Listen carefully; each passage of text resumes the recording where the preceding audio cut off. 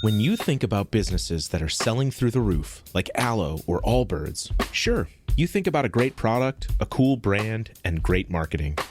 But an often overlooked secret is actually the businesses behind the business, making selling, and for shoppers, buying, simple.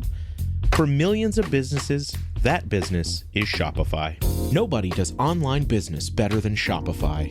It's home of Shop Pay, the #1 checkout in the world. You can use it to boost conversions up to 50%, meaning way less carts going abandoned and way more sales going through to checkout. Sign up for your $1 per month trial period at shopify.com/income, all lowercase. Go to shopify.com/income to upgrade your selling today. That's shopify.com/income. So good, so good, so good. Ready to rack to school and save big? Get to your Nordstrom Rack store today for thousands of deals from just $20. Because I want to look fresh. How did I not know Rack has Adidas? I got a new backpack.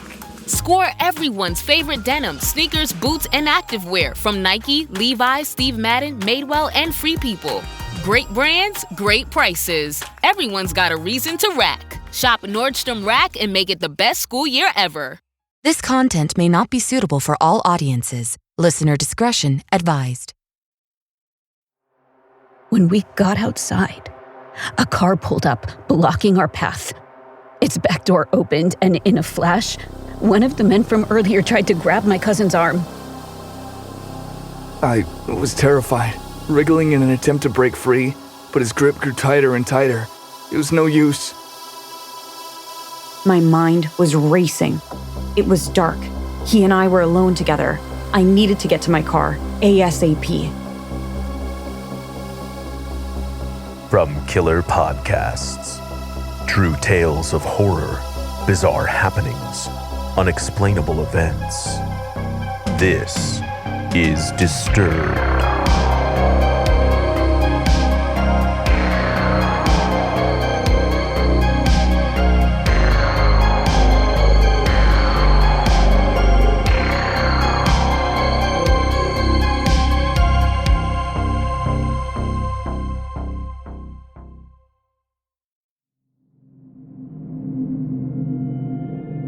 Hello, and welcome back to the show. This week, we have 4 true stories that will make your skin crawl. So sit back, listen closely, and dive into the horror. First, basketball with a stranger becomes something he could never have expected. Narrated by Bodhi Crowe, from Reddit user Pixel Void.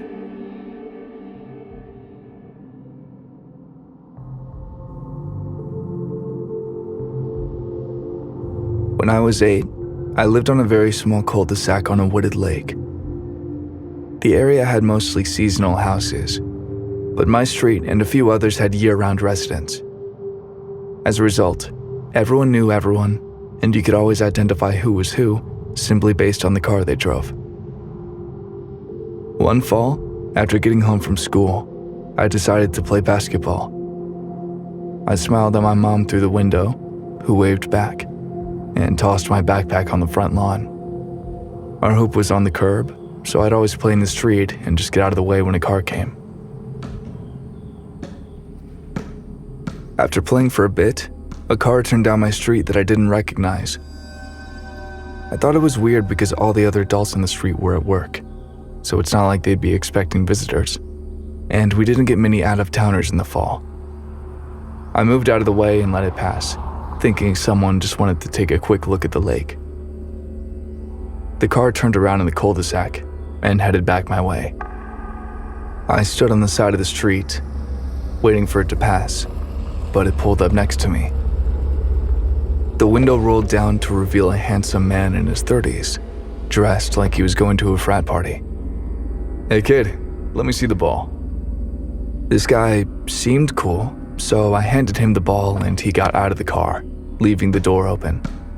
He tried shooting it over his car into the basket, but it hit the rim. "Damn, I missed. Go get it and let me try again." I crossed the street to grab the ball, but when I bent down to pick it up, I heard a camera shutter. He had taken a picture of me. I was creeped out, but I didn't know what to do. I was only 8. I went back across the street where he was waiting expectantly. I timidly offered him the ball, arms outstretched. In a flash, he grabbed my wrist, knocking the ball to the ground. With his other hand, he tried to interlock our fingers and hold my hand. "Just let it happen, kid. Enjoy this. And don't even think about screaming for help. Nobody will hear you." I was terrified, wriggling in an attempt to break free, but his grip grew tighter and tighter. It was no use. I knew my mom was nearby, but for some reason I believed him when he said she wouldn't hear me scream, so I didn't. He pulled me over to the car and sat down in the driver's seat, still trying to hold my hand. He slowly pressed on the gas. I had to run next to the car to avoid being dragged on the pavement. Finally, he got what he wanted, and our fingers intertwined. When it happened, his eyes rolled back. He pressed his legs together, and he stuck his tongue out. It was disturbing beyond belief. Still unable to break free, I knew my life was in danger. All I could do was scream and hope this man was wrong. I yelled for my mom so loudly that my vocal cords felt like they were going to rip out of my throat. The man immediately said, "Oh shit," and let go of me. He forded down the street and cut across the lawn as he turned onto the main road.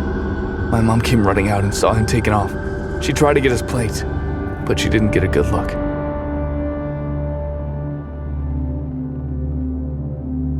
We went inside, and I explained to her what happened. It turned out that my mom had seen an unfamiliar car going up and down the road lately, but thought nothing of it.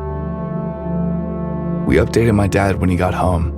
He was a volunteer EMT on the weekends, so he knew a lot of police officers and told them about it. They said they didn't get any other reports from the town and checked up with surrounding towns to see if they had anything, but there was nothing. We concluded that he was probably scouting the area because it was obvious our house had children in it, and the other houses were not occupied midday. That night, my siblings went off to have sleepovers, and my parents were more than happy to have them out of the house. After all, we knew the stranger had marked our house, and we didn't know if he'd come back. I was really shaken up from everything, and the idea of being alone in the bedroom I usually share with my brothers wasn't helping. So my parents moved the family TV set into my room as a way to cheer me up and distract me from the lingering feelings of that afternoon. I watched TV until about 1 a.m. when I heard a knocking on the window behind me. I froze for a moment, but then I realized it was probably one of my siblings. They'd often knock on my window after sneaking out to smoke, hoping to re-enter the house without being seen.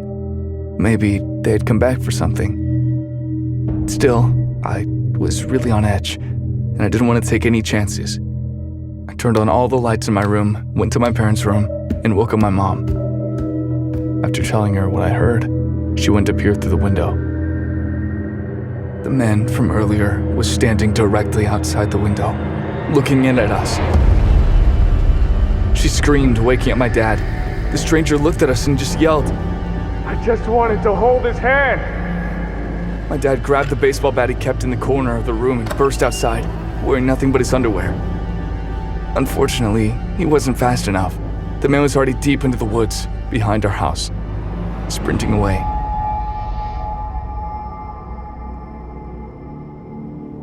We called the police, and after that night, we got some basic home security systems. Everyone on my street knew what happened, and my parents invested money into toys that would keep us inside more, which is how I got my first Xbox.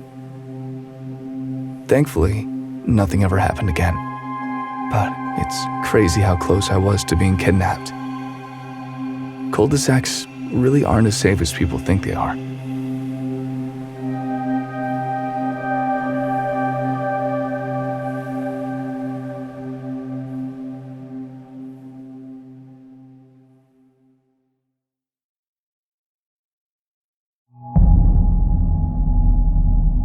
welcome back to the show. Next, we'll head to South America, where a dad goes off the deep end. Narrated by Brianna Wanlass, from Reddit user Huckleberry Standard 6.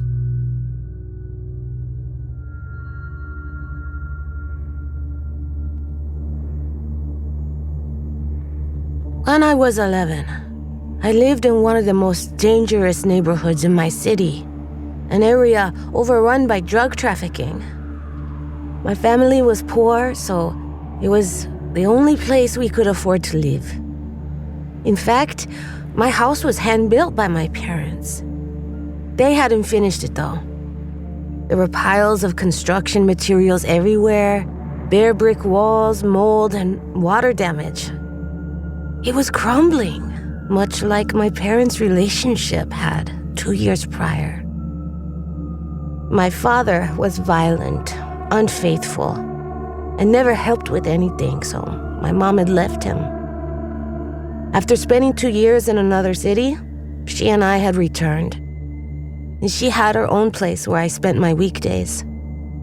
On the weekends, I stayed with my dad and his new girlfriend in the decrepit house, per a court order. My father would often say he was going to get my mom back, and that I shouldn't let any man get close to her. Even though I liked his girlfriend, I secretly hoped my parents would get back together. Little did I know he would go to any length to do it. One weekend, he hatched his plan.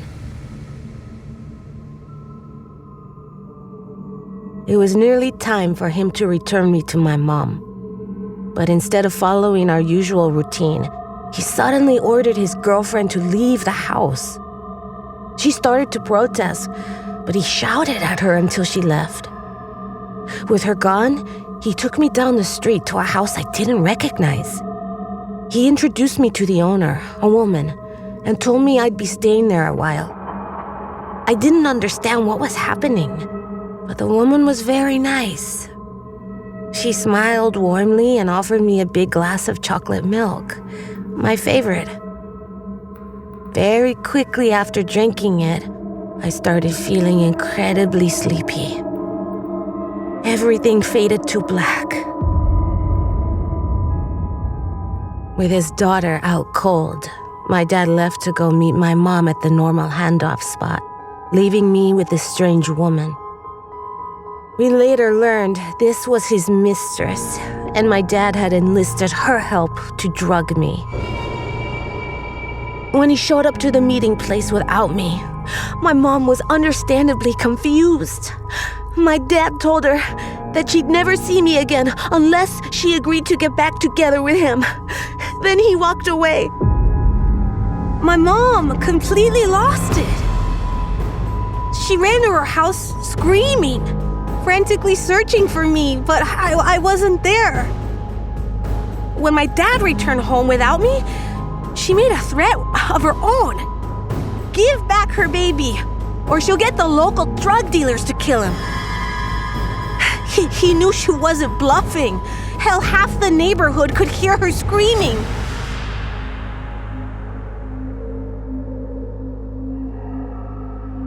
I woke up to the sound of my mother crying. She scooped me up like I was still a toddler and carried me outside, all while my father pleaded with her to stay. It was dark now, and the streets were empty. She took me onto a bus, tears dripping down her chin. I never saw my father again.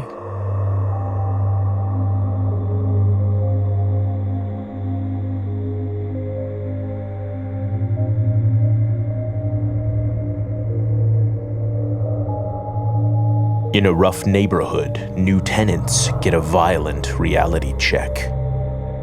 Narrated by Anna K. Erikson, from Reddit user 138 Hail Yourself.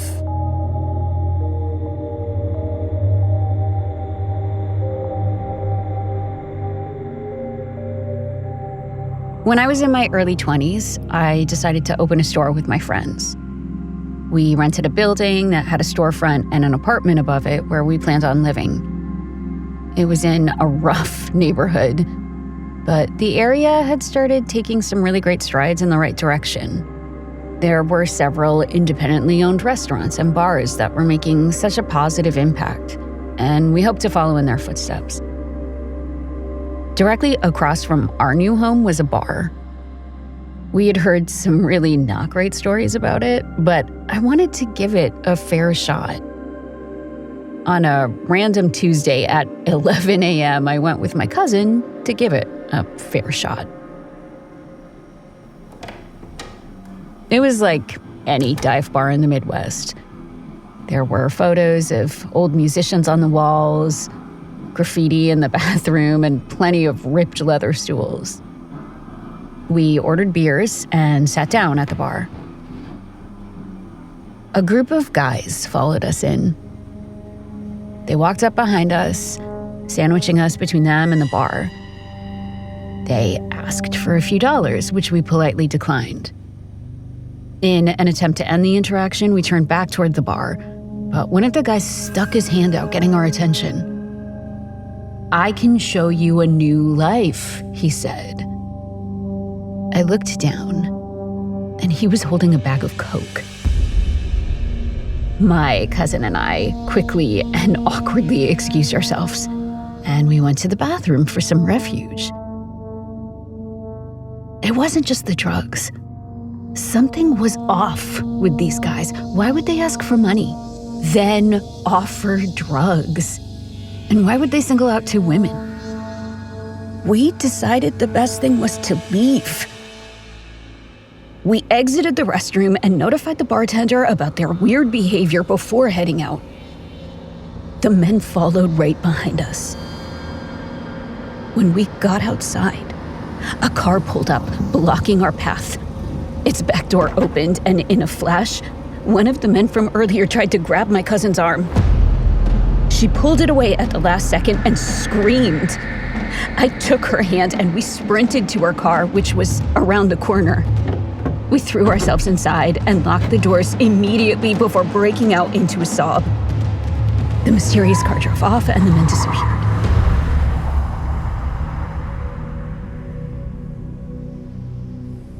We were obviously really shaken up, having narrowly escaped being kidnapped.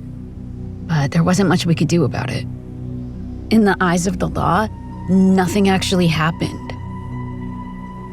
What made it worse was we had already signed a lease. We'd just have to move on.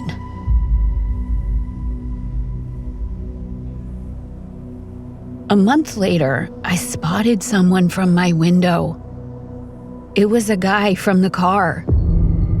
He was tall and had super thick bottle cap glasses. He became a regular on my street, walking up and down all day, clearly a drug dealer. I got an idea of when he'd do patrols and did my best to avoid him. I had escaped kidnapping once, but I didn't know if I would be as lucky the next time.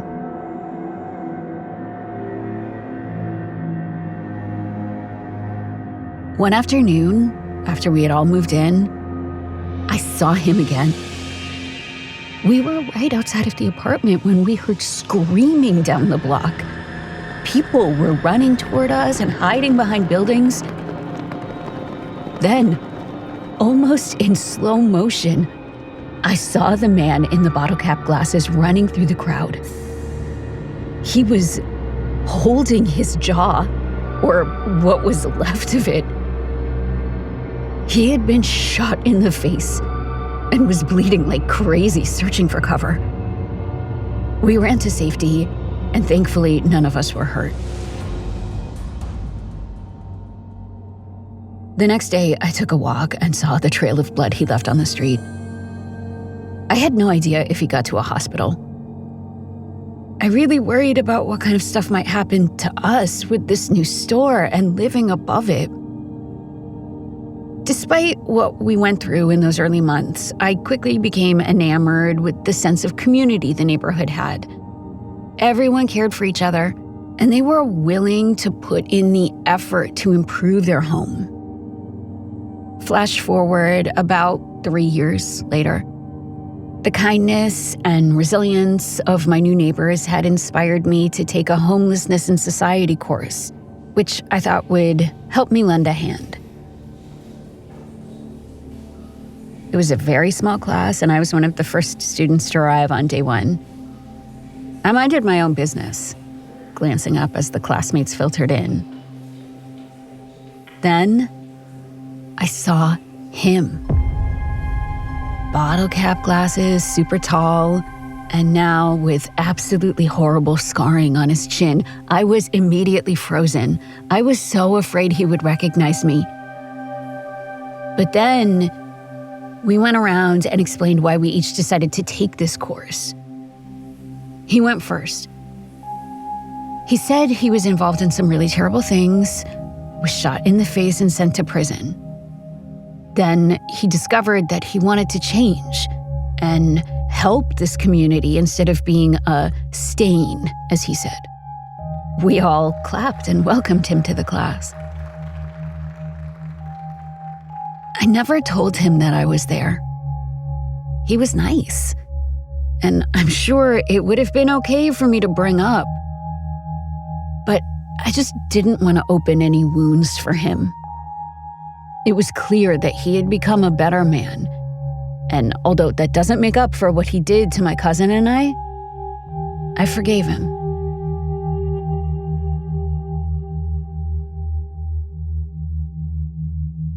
Don't run away. Disturbed will return in a moment.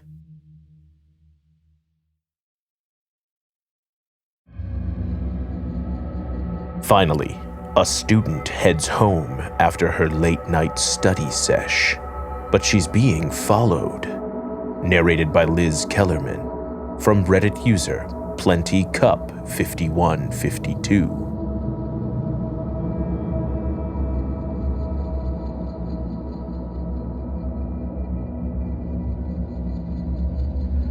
It was December, finals season.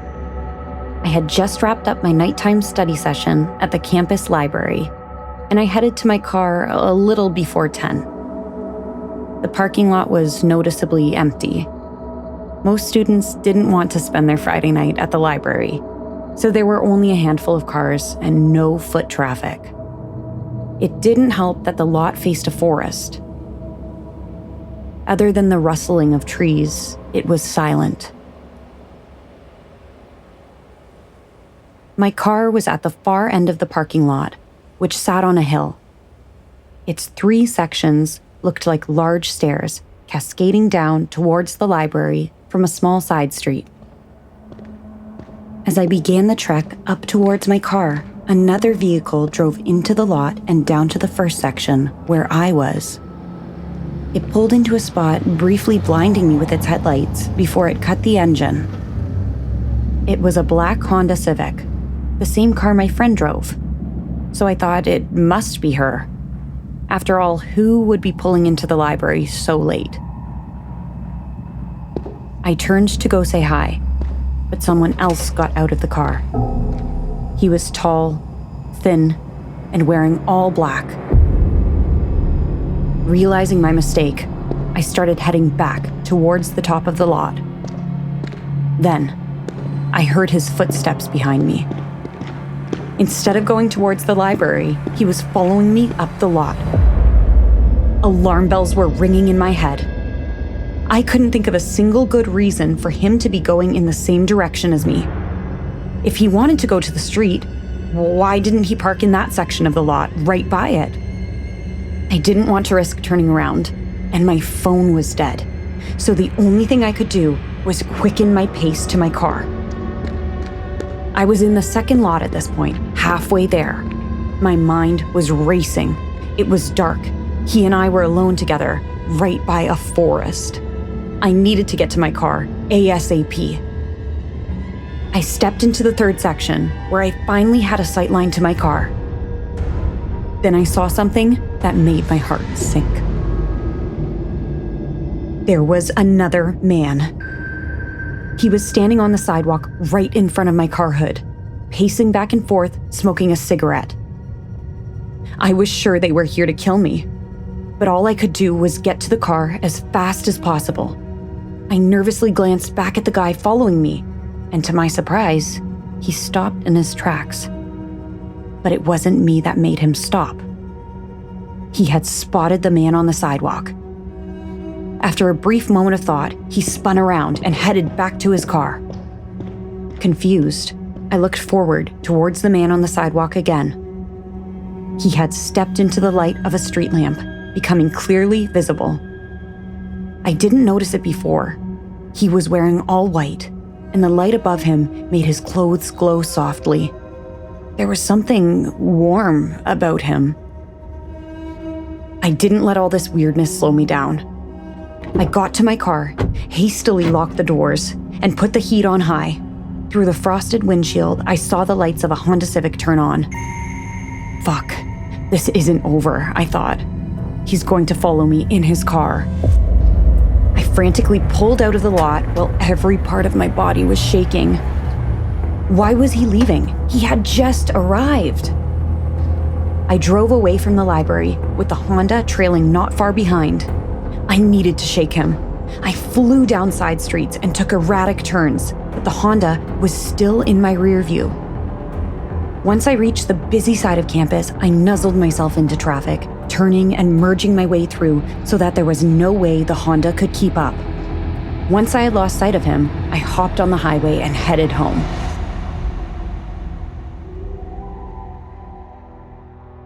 I couldn't believe what had happened.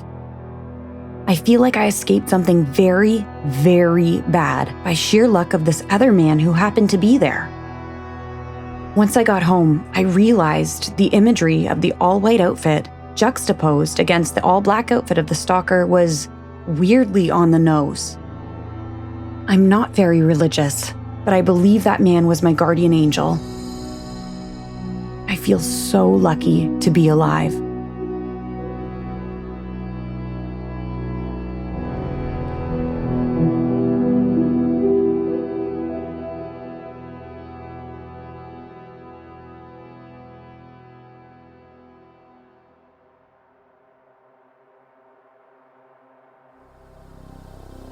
Want more Disturbed? Check out our Patreon for member-exclusive content, early merch access, and other cool perks. I'm your host, Doug Bailey, and this has been Disturbed, a production of Killer Podcasts and part of the Evergreen Network. For more paranormal and true crime shows, visit killerpodcasts.com. Follow our social channels at Disturbed Podcast on Instagram or Disturbed_pod on Twitter. If you enjoyed the show, please consider subscribing and reviewing on your favorite listening platform.